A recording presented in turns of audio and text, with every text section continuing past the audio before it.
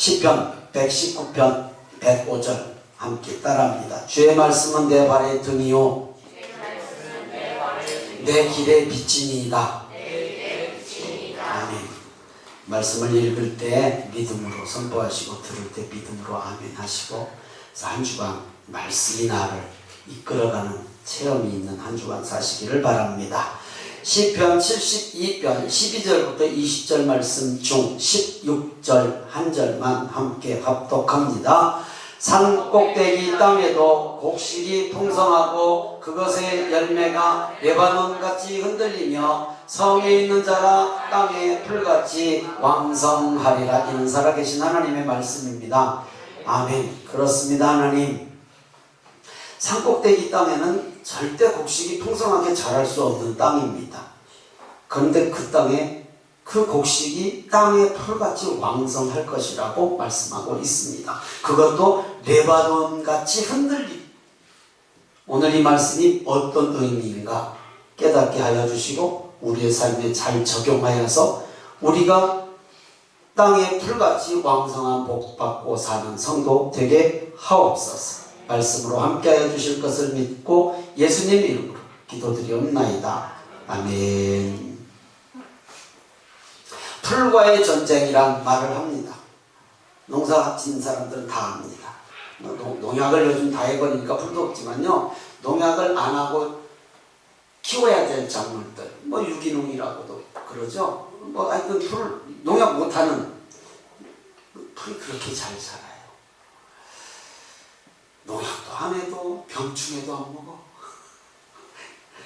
베고 나면 금세 자라. 또 얼마나 잘 자라는지 몰라. 이건 시골에서 좀 경험해본 사람은 그냥 알아요. 또 척박한 땅에서도 잘 자라요. 또 비료, 아이고 안 해도 잘 자라요. 오늘 말씀에 산꼭대기 땅이란 말씀이 나옵니다. 식물이 자란다라는 것은 어려운 땅입니다. 그렇잖아요. 산꼭대기. 여러분 주보에 보면, 주보에 보면 바위 틈에서 자란, 산꼭대기 바위 틈에서 자란 소나무를 제가 올려놨는데 그거 사람이 못 키웁니다. 죽었다 깨어나도 못 키웁니다. 거기다 파고 심어봐 그게 자랄 수 있나. 그런데 거기서 나무가 자라거든요. 왜 자란지는 모르겠어요. 그게 어떤 사람이 키웠는지. 출애굽기, 레위기, 민수기, 신명기 말씀에는 광야를 이렇게 설명합니다. 이른 비와 늦은 비가 적당한 때에 내리는다. 그래서 식물이 살 수 있는 땅이다 라고 성경은 기록하고 있거든요.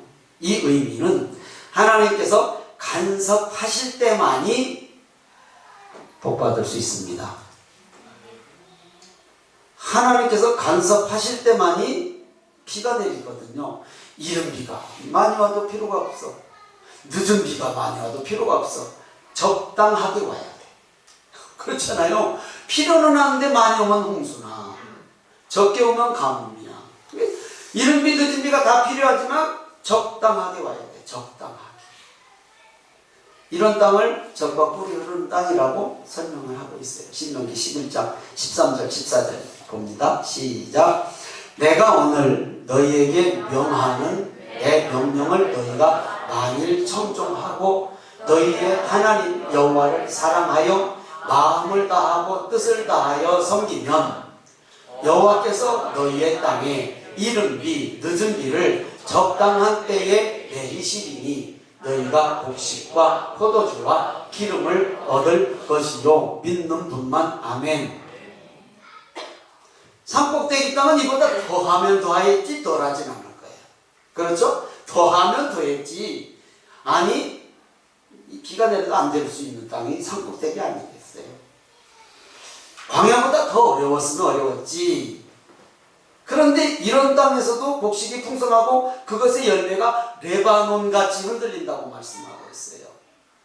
혹시 시골에서 자라신 분들이 이런 거 보셨어요? 저는 봤는데 벼가 다 자라면 황금들 땅이잖아요. 정말 보기 좋잖아요. 근데 바람이 확 불면 황금빛 바람이 지나가요. 눈에 보이거든요. 바람 지나가는 게 확 휘저으면서 레바논같이 흔들린다는 의미가 같아요. 바람이 확 불면 레바논에는 무슨 나무가 제일 유명하죠? 백향목. 그렇죠? 백향목 그 큰 나무 숲이 확 흔들린다는 거예요. 웅장하죠. 바람이 지나가는 거. 그 의미를 얘기해. 레바논같이 흔들린다는 것은. 또 성에 있는 자가 땅에 풀같이 왕성하리라 라고 기록하고 있어요. 성에, 오늘 16절에 그랬죠. 성에 있는 자가 땅에 풀같이 왕성하리라. 성에 있다라는 것이 무엇을 의미해요? 뭐 성 안에서 농사 짓습니까? 물론 농사 짓죠. 큰 성 바운다리 안에서 농사도 짓겠지만 무엇을 의미하는지 적용해 본다면 주님 안에 있는 것을 얘기하는 거예요. 주님 안에. 그럼 주님 안에 있는 것이 너무 넓어요. 말씀 안에 거하는 것이요. 이것도 넓어. 말씀 안에 거하는 것. 구체적으로 적용해 볼까요? 내 직분과 사명 감당하는 것이에요. 하나님의 말씀 안에 순종하는 것이에요. 이해되시고 맞다라고 하신 분만 아멘. 아멘 안 하신 분들은 뭐요? 뭐냐고? 하나님을 믿고 살 때 하나님께서 복을 주시면 어디에 있든지 무슨 일을 하든지 그곳이 성 안입니다. 안전한 곳이에요. 주님 안이란 말이에요. 주님 안에 있으면 땅에 불같이 왕성한 복을 받는다고 오늘 말씀하고 있어요. 16절. 이런 복을 받아 누리시기를 원하시는 분만 진정으로 아멘. 아멘이죠.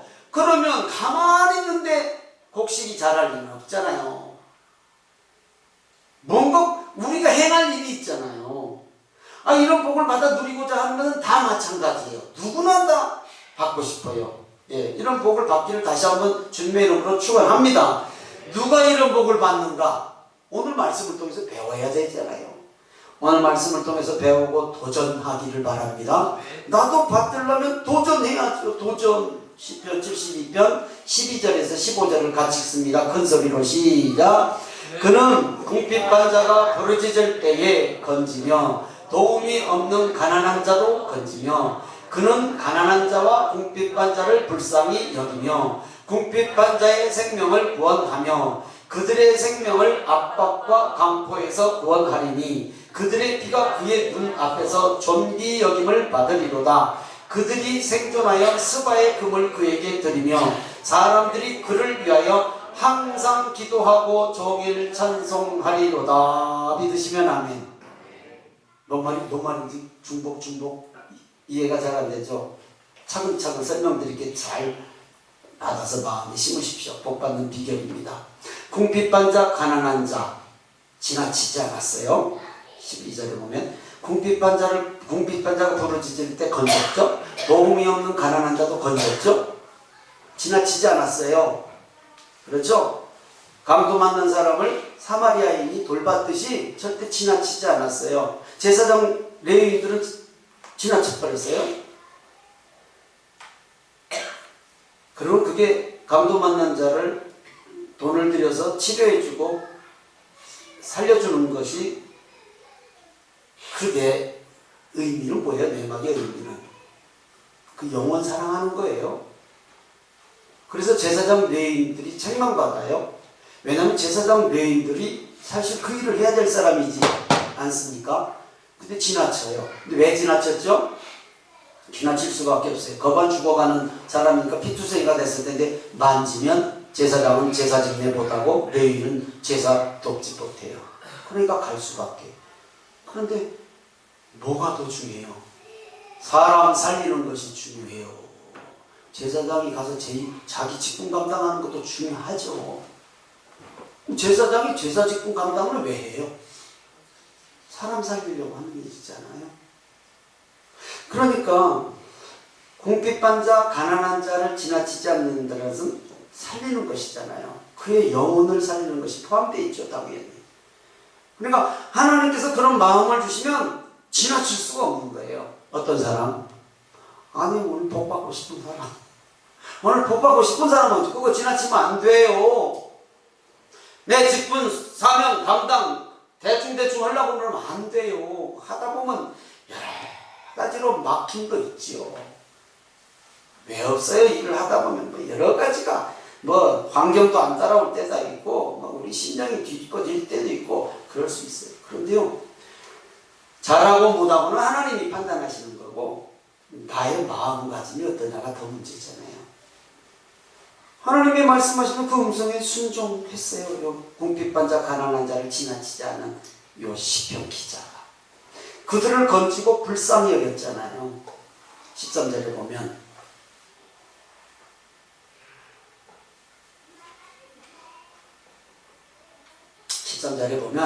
그들을 건지고 불쌍히 여겼어요.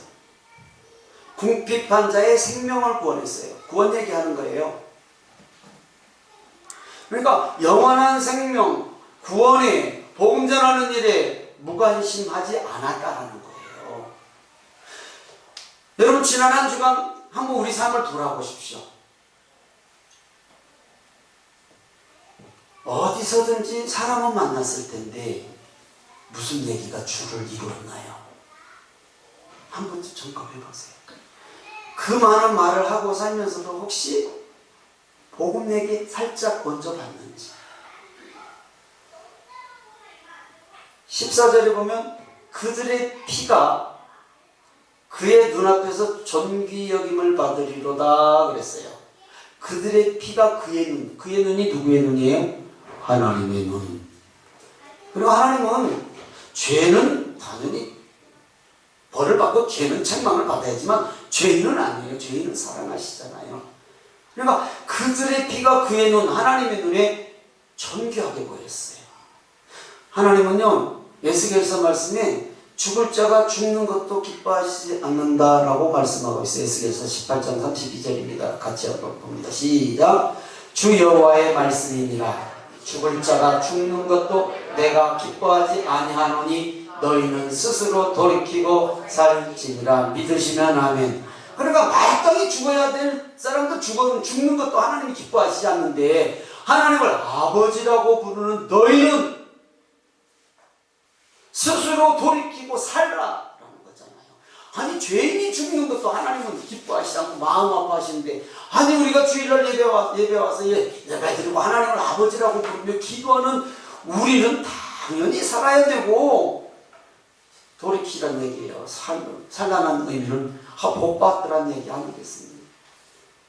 왜 우리가 죽을 자가 죽는 것도 기뻐하시나? 하나님 마음, 그 하나님 눈에 그 죽어가는 죽을 자, 악인의 그 피가 존귀하게 여겼는가? 존귀한 피값을 나중에 우리에게 찾아요. 만약에 우리가 잘 판단은 안 될 수 있으나 이 사람 내게 붙여주신 사람이란 생각할 때 있잖아요. 이 사람 전도야겠네. 근데 그 전도가 말같이 쉽지 않잖아요. 교회 갑시다 그러면 아멘 할렐루야 하고 따라오면 얼마나 좋아. 근데 안 따라와. 근데 분명히 그런 마음을 주셔. 이 사람 전도해야지. 그 사람 꼭 전도해야 됩니다. 안 하시면 그 피값을 나에게 찾겠다라고 하나님이 말씀하셨거든요. 그 피값을 빨리 보시려면 천국 가는 길밖에 없으니까 하나님 앞에 심판받는 날 차근차근 따질 거라고요. 나한테. 성경이 말씀하고 있는 얘기, 제가 한 얘기가 아니라 심판날 내게서 찾을 피값이 있다라는 거예요. 이것은 다른 말로 절대 내게 붙여주신 한 영혼 그냥 가게 하지 말란 소리예요.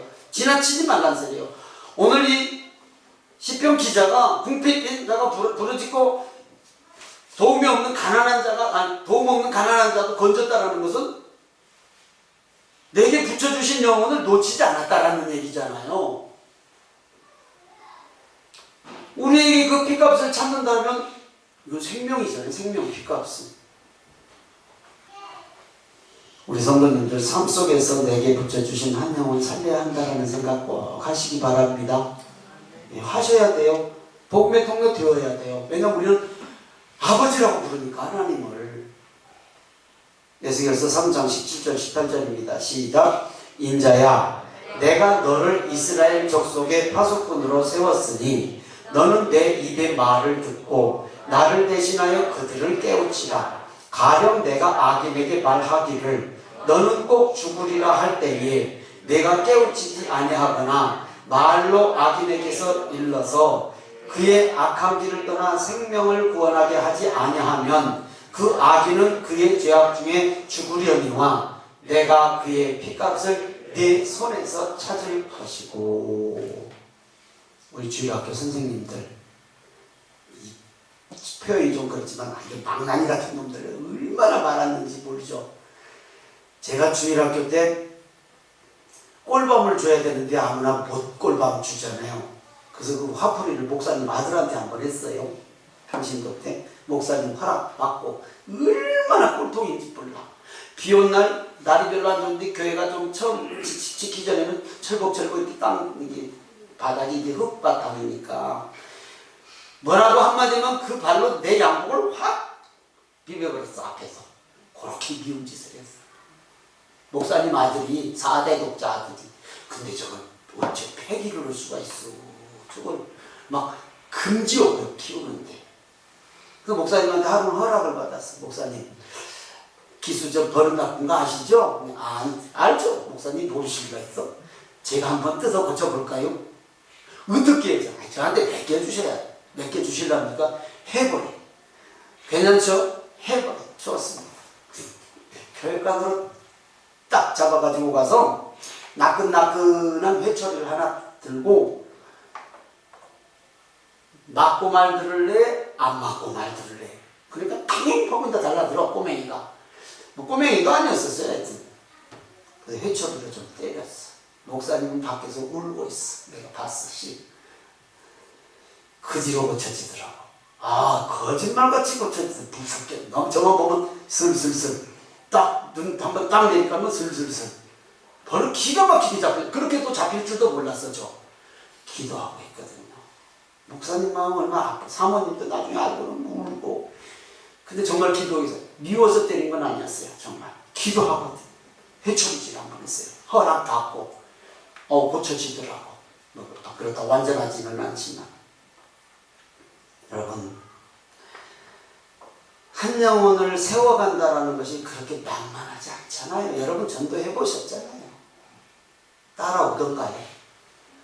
그래도 어린애들이 쉬워. 그래도 어린애들이 쉬워. 어른보다.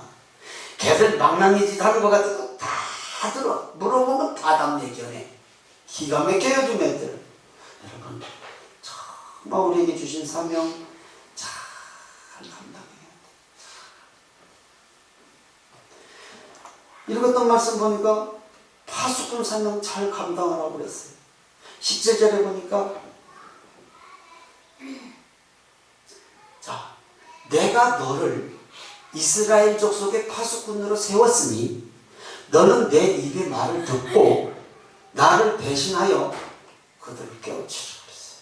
하나님께서 내 대신해서, 하나님 대신해서 그들을 깨우치라라는 거예요. 복음 전하라는 얘기잖아요. 다른 말로 말하면 당연하죠. 복음 전하라는 얘기잖아요. 그가 듣든 안 듣든 신경 쓸 필요가 없어요. 안 듣는다니까, 안 따라온다니까. 그래도 나 할 일은 해요. 이게 파수꾼 사명이잖아요. 일어나든 안 일어나든 상관없어요. 파수꾼은 저기 쳐들어온다는 건 알려야 되잖아요. 자기는 깨어서. 저들이 안 일어나는 건 저들 사정이고, 파수꾼은 깨워야 되죠. 나팔을 불어서 깨우는 사명은 파수꾼이 해야 되잖아요. 18절을 보면요, 가령 내가 악인에게 말하기를 너는 꼭 죽으리라 할 때에 네가 깨우치지 아니하거나 말로 악인에게 이르러서 그의 악한 길을 떠나 생명을 구원하게 아니하면 그 악인은 그 죄악 중에 죽으려니와 내가 그의 핏값을 내 손에서 찾을 것이고.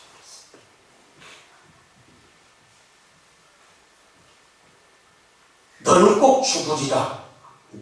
이런 말 하면서 전도하면 왼수되네. 왼수돼. 따라오기는 그냥 원수돼. 여령껏 잘 해야죠. 성경이 말씀하고 있다라는 얘기예요. 그래도 해야 돼요. 그래도 해야 돼요. 영원한 생명이 복이기 때문에 해야 돼요. 복이기 때문에. 아프다고 수술안 할 수 없잖아요. 고통이 있다고 썩어가는 거 도려내지 않을 수 없잖아요. 그렇잖아요. 영원한 불지옥에 갈 것이 뻔한데 어떻게 복음을 안 전해요? 오고 안 오는 걸 신경 쓰지 말라니까요. 안 온다니까. 하나님이 90년 찔러야 오지. 절대 그냥 안 따라와요. 물론 뭐 올 사람도 있고 온 사람도 있겠죠. 그런데 어떻게 전도의 방심을 해요? 비아냥거리면서 제가 전도를 지난주에 5일 했나? 토요일까지 5일 지나가다가 전도 돼요? 알아. 의도를 알아. 비아냥거리는 줄 알아요. 안 돼요. 그럼 의아한가 봐. 안 돼요. 명령이니까 하는 거예요. 명령이니까. 하나님이 하라시니까 하지 안 따라와요. 제가 그러면서 이렇게 대화하면서 그런 얘기 한 사람도 있어요. 코로나 4년 동안에 저희 교회가 K94 마스크를 약 10만 장 뿌렸습니다. 시장 통해서. 근데 그 마스크 흔들고 그 마스크 받았다고 온 사람 몇 사람이나 있었을까요? 내가 물어봐. 한 사람도 없었습니다. 그런데 왜 할까요? 명령입니다. 제일 헛짓한 것들이 군인이요. 요즘 2년 정도 된가 더 짧아졌나. 2년 동안 맨날 밥 먹고 뭐예요? 맨날 훈련하고 또 자고 밥 먹고 뛰고 훈련하고 밥 먹고 자고 뛰고 훈련하고. 그 전쟁 안 일어나서 그냥 나와. 그 헛일 아니에요? 헛일? 아, 헛일이잖아 그거. 근데 지금도 오고 다음도 오고 계속 그 일을 왜 그래요? 만에 하나 전쟁이 일어날 때를 위해서 하잖아요.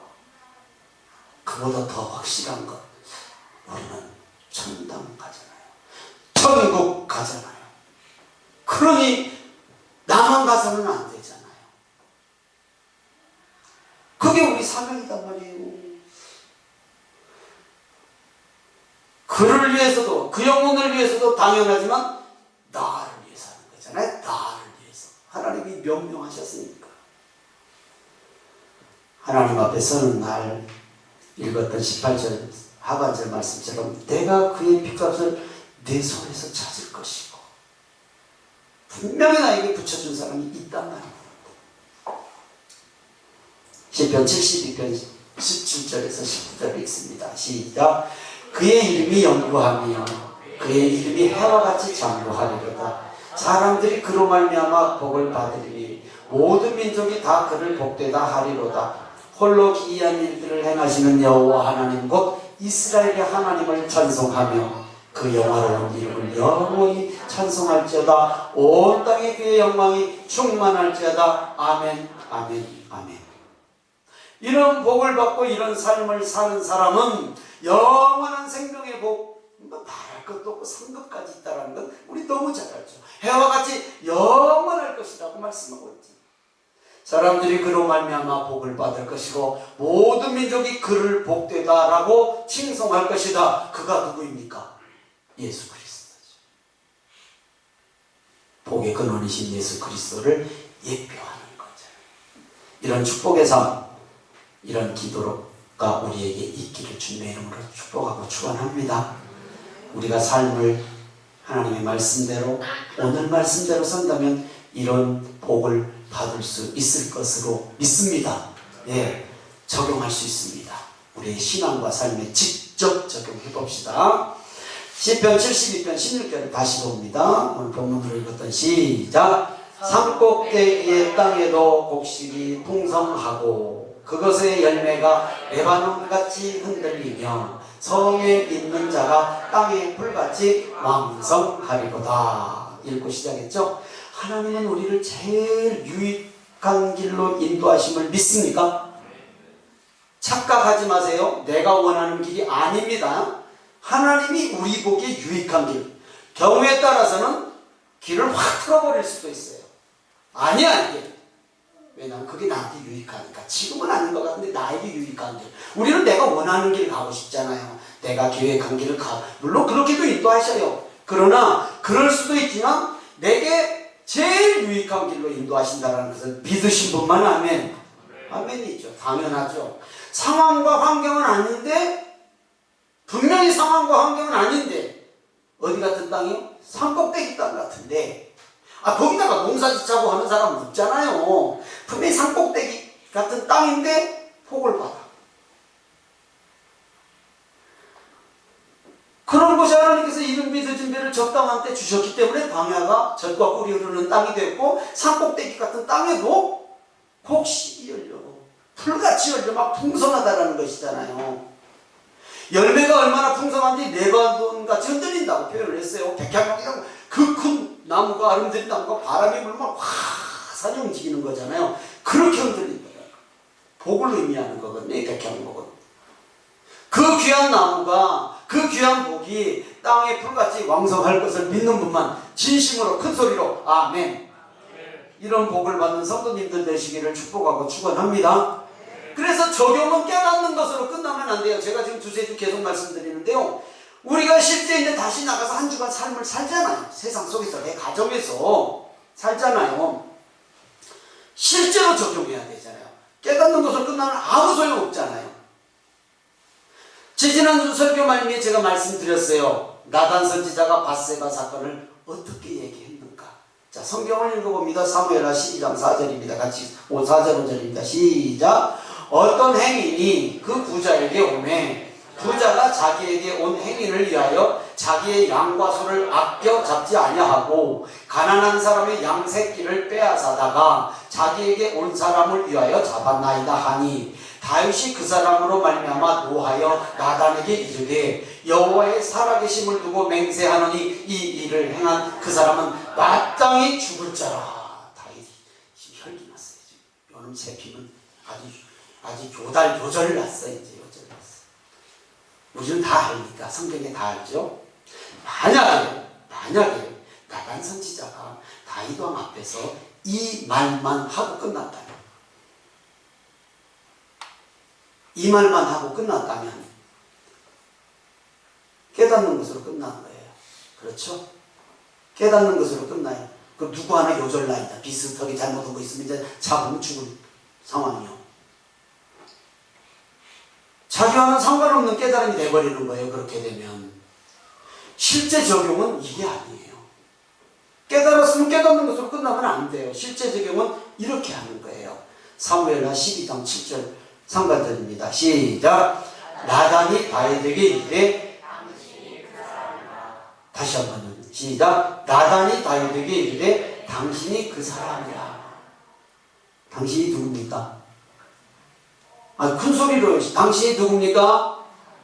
예? 왜 말을 못해? 당신이 누구냐고.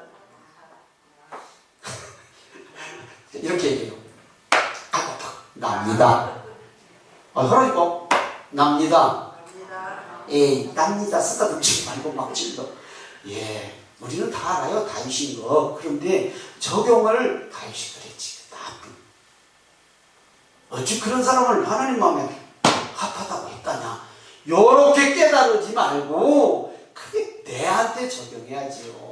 우리가 뭐 다윗같이 이런 못된 짓을 할 리는 없지만 여러 가지 환경 속에서 내가 하나님 마음에 아프게 한 거 있죠. 오늘 말씀을 듣고 내게 꼭꼭 찌르고 내가 깨달았으면 깨닫는 것으로 끝나지 말고 나단이 다윗에게 이때 당신입니다. 당신이 그 사람입니다. 그 당신 그 사람이 나로 적용을 해서 내 삶을 점검하고 내 신앙을 점검하고 나를 한 주간 삶 속에서 하나님의 말씀을 마음에 품고 도전하게 하는 말씀이 될 줄 믿습니다.